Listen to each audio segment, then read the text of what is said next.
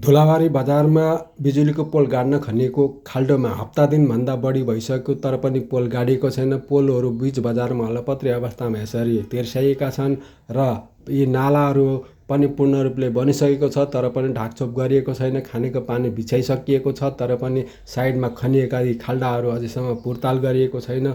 स्थानीय निकाय पनि चुप लागेर बसेको छ। यो जसले निर्माणकर्ता हो, जसले ठेका लिएको छ, उसले पनि अलिकति विचार विमर्श गरिरहेको छैन। यो खनिएको बिजुलीको पोल गाड्न खनिएको खाल्डोमा कुनै दुर्घटना घट्छ कि भन्ने पनि सोच नभइकन यता हप्ता दिनसम्म यसरी खाल्डो खनिएर त्यत्तिकै अलपत्रे अवस्थामा छोडिएको छ। अनि यी साइडमा भएका खाल्डाखुल्डीमा पनि कुनै माटो कतैबाट ल्याएर पुर्ताल गरिएको छैन। आखिर के गर्न खोजेको, यो किन यसरी ढिलासुस्ती भइरहेको छ? कम्तीमा पनि स्थानीय निकाय जनप्रतिनिधिहरूले यसतर्फ अलिक चासो दिने हो कि हप्ता दिनभन्दा बढी भइसक्यो खाल्डो खनेको तर पनि बिजुलीको पोल गाडेको छैन। यहाँ दुर्घटना निम्तिन सक्ने अवस्था सिर्जना भएको देख्न सकिन्छ।